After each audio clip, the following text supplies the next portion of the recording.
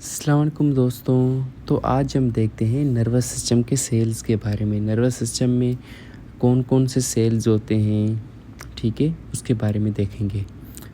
Basically nervous system में दो types के सेल होते हैं। एक तो न्यूरॉन्स होते हैं और दूसरे न्यूरॉन के सपोर्टिंग सेल्स होते हैं जिनको कहते हैं ग्लायल सेल्स, ठीक है। एक न्यूरॉन होते हैं, दूसरे होते हैं ग्लायल सेल्स। अब न्यूरॉन क्या होते हैं? न्यूरॉन जो है basic structural and functional unit of nervous system है। अब इनका काम क्या होता है? इम्पल्स को, किसी भी इम्पल्स को ट्रांसमिट करते हैं एक जगह से दूसरी जगह। जैसे कि सेंसरी इम्पल्स को कोई भी वहाँ तक लेकर जाना, नर्वस सिस्टम तक लेकर जाना, और मोटर इम्पल्स को नर्वस सिस्टम से इफेक्टर ऑर्गन तक लेकर जाना। ये सब काम होता है न्यूरॉन का, ठीक है। अब उसके पार्ट्स तो आपने तो बचपन से देखते आ रहे हैं, न्यूरॉन का स्ट्रक्चर किस तरह होता है। बेसिकली उसमें कुछ डेंड्राइट्स होते हैं। अब डेंड्राइट्स का क्या काम होता है? डेंड्राइट्स जो होते हैं किसी भी सिग्नल को रिसीव करती हैं, ठीक है। रिसीव करके dendrites receive signal from other neuron and carry towards cell body, ठीक है। किसी भी न्यूरॉन से ये सिग्नल देखते हैं और सोमा की तरफ या सेल बॉडी की तरफ इसको सिग्नल को भेज देते हैं। अब बातें हैं सेल बॉडी, जिसका दूसरा नाम है सोमा। ये क्या करती हैं? सेल बॉडी जो होती है सिग्नल को पूरे प्रोसेस करते हैं, ठीक है। इसका सेल बॉडी में बेसिकली न्यूक्लियस भी होता है और रफ एंडोप्लाज्मिक रेटिकुलम भी होता है, ठीक है। रफ एंडोप्लाज्मिक रेटिकुलम का दूसरा नाम है नेसल बॉडीज़, ठीक है, ये होता है। और उसके बाद आते हैं एक्सोन। अब एक्सोन का क्या काम होता है? जो सिग्नल जो है डेंड्राइट्स ने रिसीव किए थे वो सेल बॉडी की तरफ आया। अब सेल बॉडी में प्रोसेस होकर एक्सोन से पूरा चलते चलते साल्टेटरी कंडक्शन के थ्रू, अब एक्सोन में ऊपर होते हैं माइलिन शीट, ठीक है, और बीच बीच में नोड्स ऑफ रेनवीर होते हैं। उनके बीच में साल्टेटरी कंडक्शन के थ्रू ये पहुंच जाएंगे एक्सोन टर्मिनल तक, ठीक है। एक्सोन टर्मिनल से फिर दूसरे न्यूरॉन में चले जाएंगे। Axon carries signals from soma to other neuron. Soma से रिसीव करते हैं किसी भी सिग्नल को और ट्रांसमिट करते हैं एक्सोन टर्मिनल तक, और एक्सोन टर्मिनल किसी भी मतलब इफेक्टर ऑर्गन तक या किसी दूसरे न्यूरॉन तक ये ट्रांसमिट कर लेगा। Axon terminal, axon terminal end part of axon है जिसमें से जो इसने सिग्नल रिसीव करता है एक्सोन से वो दूसरे न्यूरॉन की तरफ या फिर इफेक्टर ऑर्गन की तरफ ट्रांसमिट करता है बाय रिलीजिंग न्यूरोट्रांसमीटर, ठीक है। अब माइलिन के बारे में मैंने आपको बताया दिया था। जो एक्सोन होती है उसके ऊपर फैटी इंसुलेटरी लेयर होती है, ठीक है। अगर जितनी ज़्यादा वो होगी माइलिन शीट, उतना फास्टर जो है सिग्नल ट्रांसमिट होते हैं, ठीक है। Nodes of Ranvier tiny uncovered spots होते हैं जो कि माइलिन के बीच में होते हैं। साल्टेटरी कंडक्शन उनके थ्रू हो रही होती है। अब नेसल बॉडीज़ के बारे में मैंने आपको बता दिया था। अब नेसल बॉडीज़ क्या होती हैं? नेसल बॉडीज़ होती हैं रफ एंडोप्लाज्मिक रेटिकुलम, जो कि उसमें सेल बॉडी में भी होती हैं और जो है डेंड्राइट्स में भी होती हैं। अब कोई भी हम इस टिश्यू लें, जैसे नर्वस सिस्टम का टिश्यू, उसमें ग्लायल सेल्स हैं या फिर नर्वस न्यूरॉन्स हैं, उसको कैसे पता चलेगा हमें? हम उसकी नेसल स्कैनिंग करते हैं, ठीक है। अब नेसल स्कैनिंग में क्या होता है? वो जो नेसल स्कैनिंग होती हैं वो नेसल बॉडीज़ को यानी कि रफ एंडोप्लाज्मिक रेटिकुलम को स्कैन करती हैं। उससे जाहिर सी बात है रफ एंडोप्लाज्मिक रेटिकुलम सोमा और डेंड्राइट्स में होता है, तो हमें पता चल जाता है कि ये न्यूरॉन है, ठीक है। उसके बाद इसके कुछ मार्कर आते हैं जैसे साइनेप्टोफाइसिन और न्यूरोफिलामेंट प्रोटीन, ठीक है। अब कोई जैसे ट्यूमर हो जाएं, जैसे न्यूरो एंडोक्राइन ट्यूमर होते हैं, उनकी मतलब न्यूरो एंडोक्राइन ट्यूमर्स की जैसे रिजेम्बलेंस होती है नर्वस सिस्टम के की तरह, या नर्वस सिस्टम के ट्यूमर्स होते हैं। उनका मतलब मार्कर होता है ये, उनमें ये रेज होता है न्यूरोफिलामेंट प्रोटीन और सिनेप्टोफाइसिन, उससे हमें पता चल जाता है। ठीक है, अब आते हैं ग्लायल सेल्स। ग्लायल सेल्स क्या होते हैं? These are supporting cells in nervous system that protect, nourish and assist neuron.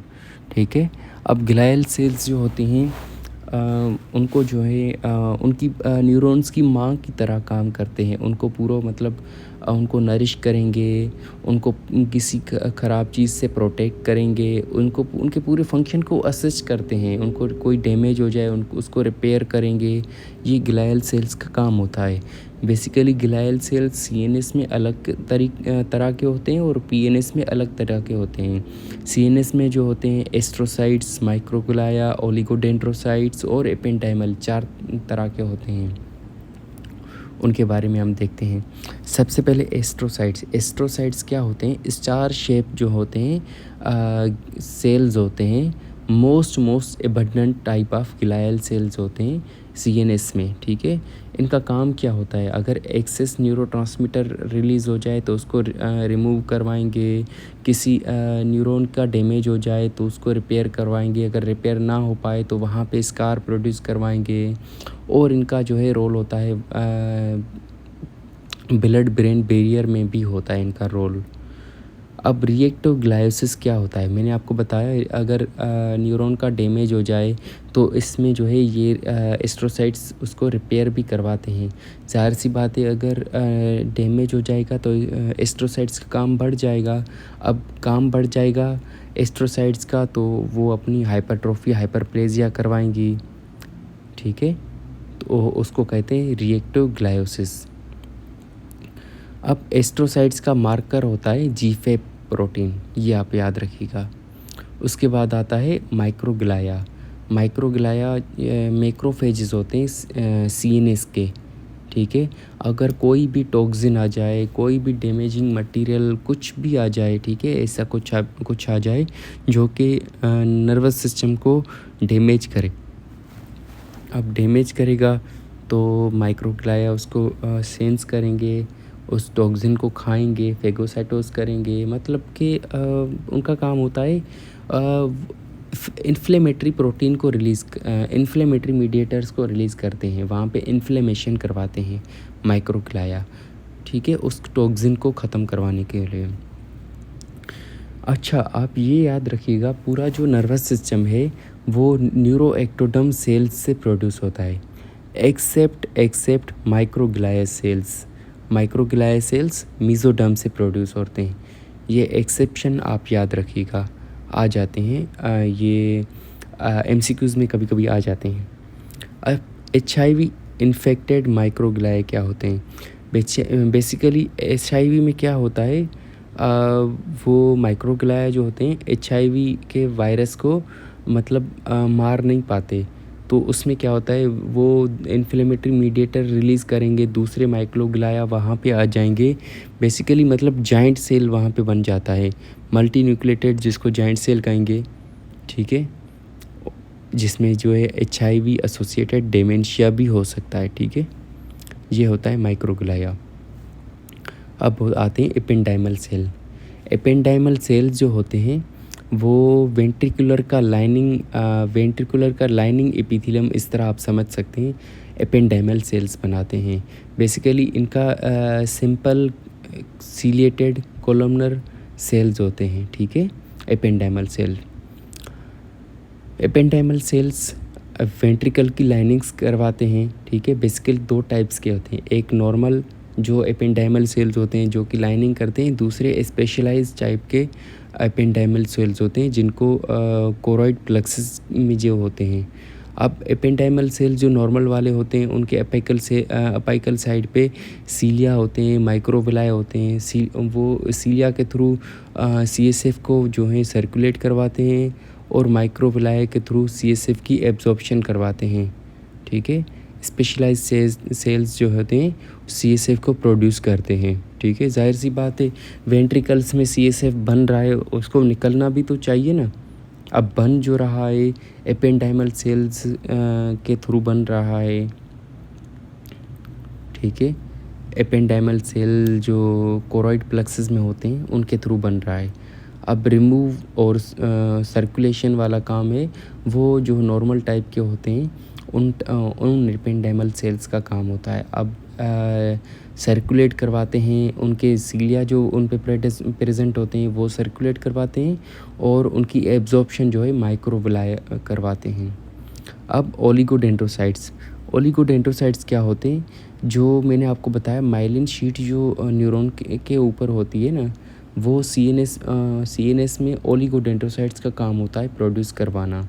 ठीक है, predominant type of glial cells in white matter. ठीक है, ये जो ओलिगोडेंड्रोसाइट है ना, ये माइलिन प्रोड्यूस करवाते हैं। अब एक ओलिगोडेंड्रोसाइट सेल्स मल्टीपल न्यूरॉन्स को मल्टीपल न्यूरॉन के ऊपर माइलिन प्रोड्यूस करवा सकता है।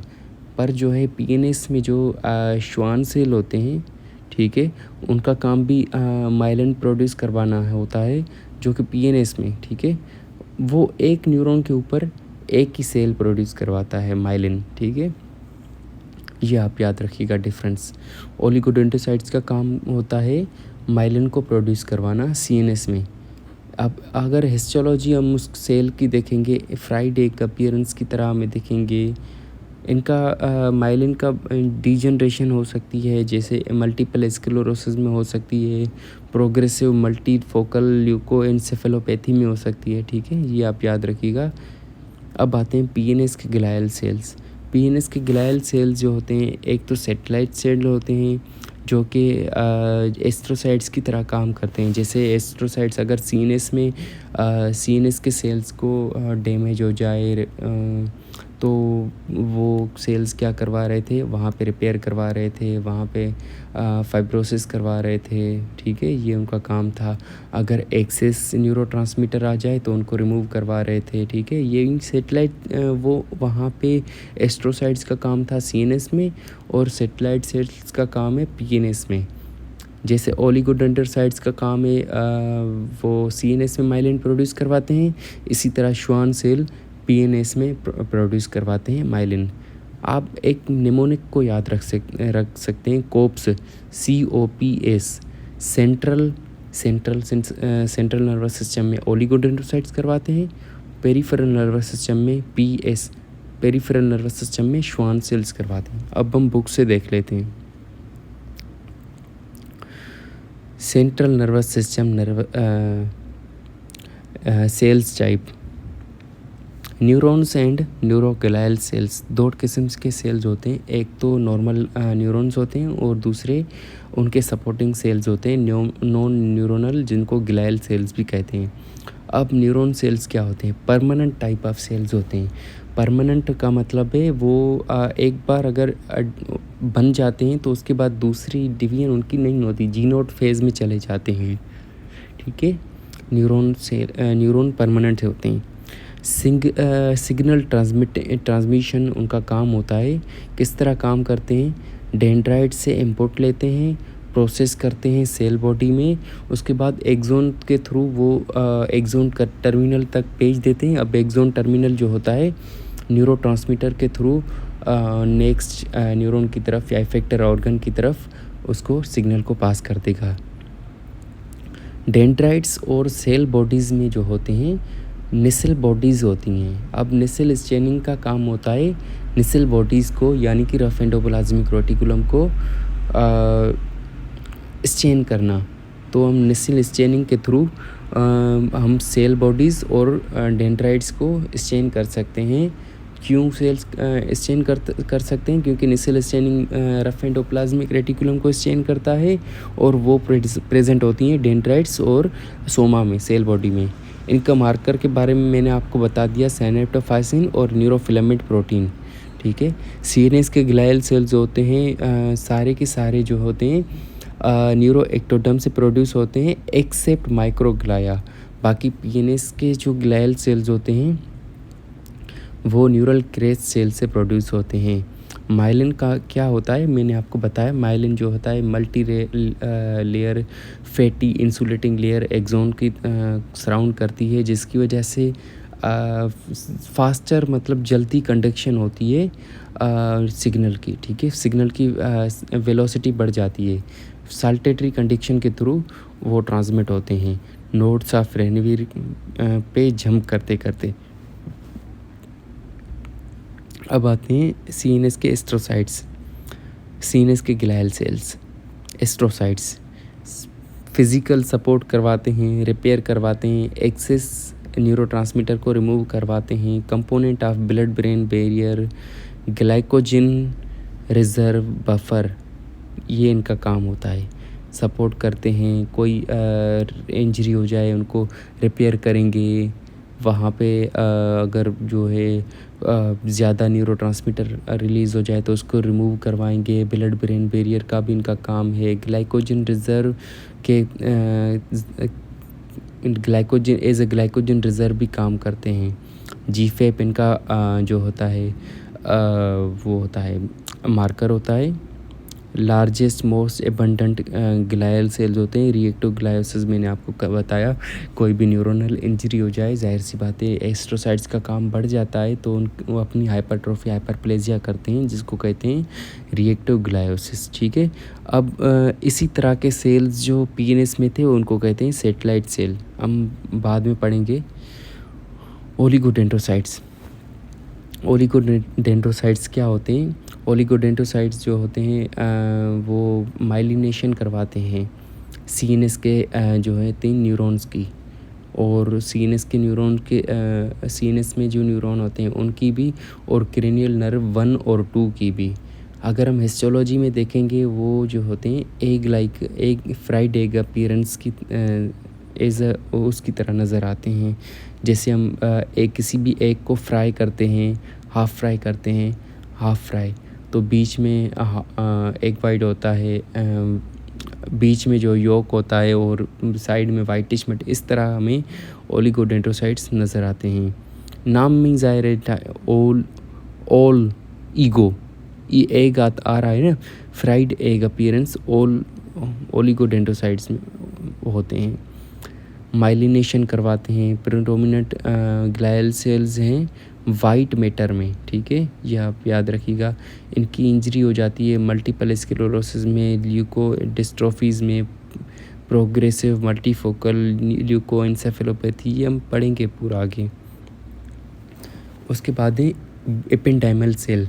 एपेंडाइमल सेल जो होते हैं लाइनिंग एपिथेलियम होती है वेंट्रिकल्स की, ये होते हैं सिंपल कोलोमनर सीलिएटेड क्यूब एपिथेलियम, ठीक है। अब ये 2 टाइप्स के होते हैं, एक तो जो है सीएसएफ को प्रोड्यूस करवाते हैं। अब सीएसएफ को प्रोड्यूस करवाते हैं स्पेशलाइज्ड टाइप के एपेंडाइमल सेल्स होते हैं जो कि कोरोइड प्लेक्सस में होते हैं। दूसरे लाइनिंग होते हैं, लाइनिंग वाले जो होते हैं सर्कुलेट करवाते हैं थ्रू विलाई और एब्जॉर्ब करवाते हैं थ्रू माइक्रोविलाई। ये सारी चीज़ें लिखी हुई हैं, ठीक है। उसके बाद आते हैं microglia cells. Microglia cells as a macrophage काम करते हैं। उसमें सीएनएस में कोई भी इंजरी हो जाए उसमें जो है इन्फ्लेमेटरी मीडिएटर रिलीज़ करवाते हैं ताकि वो टॉक्सिन की तबाही बर्बादी कर सकें, ठीक है। फेगोसाइटोसिस करते हैं कोई भी अगर टॉक्सिन आ जाए। एचआईवी इन्फेक्टेड माइक्रोग्लाया मतलब कि वो अगर एचआईवी हो जाए ब्रेन में हमें तो उसमें जो है एक माइक्रोग्लाया आएगा, उसको ख़त्म नहीं कर पाएगा तो दूसरे माइक्रोग्लाया को मंगवाएगा, इन्फ्लेमेटरी मीडिएटर रिलीज़ करवा के पूरा एक मल्टी न्यूक्लिएटेड जाइंट सेल वहाँ पे बन जाएगा। उसको कहते हैं HIV infected multi nucleated giant cell, जिसकी वजह से एचआईवी एसोसिएटेड डेमेंशिया भी हो सकता है। आगे जाके हम पढ़ेंगे ये क्या होता है। अब सेटेलाइट सेल्स का काम होता है, पीएनएस के जो सेल्स होते हैं सेटेलाइट सेल्स होते हैं जिसका एस्ट्रोसाइट्स की तरह काम होता है, और श्वान सेल्स का ओलिगोडेंड्रोसाइट्स की तरह काम होता है। इनमें डिफरेंस ओलिगोडेंड्रोसाइट्स और श्वान सेल्स में ये है, ओलिगोडेंड्रोसाइट्स जो होते हैं मल्टीपल न्यूरॉन्स को माइलिनेट करते हैं और श्वान सेल एक न्यूरॉन को माइलिनेट करता है, ठीक है। अब जो होते हैं और मल्टीपीनेस के न्यूरॉन्स को भी माइलिनेट करते हैं और क्यूरेनियल नर्व 3 to 12 को सेटेलाइट सेल करते हैं। 1 to 2 को ओलिगोडेंड्रोसाइट्स करते हैं, 3 to 12 को वो सेटेलाइट सेल श्वान सेल्स करते हैं। अब जीपीएस में ये डैमेज हो जाते हैं, ठीक है। Thank you. अगर कोई सवाल हो पूछ लीजिएगा। Thank you.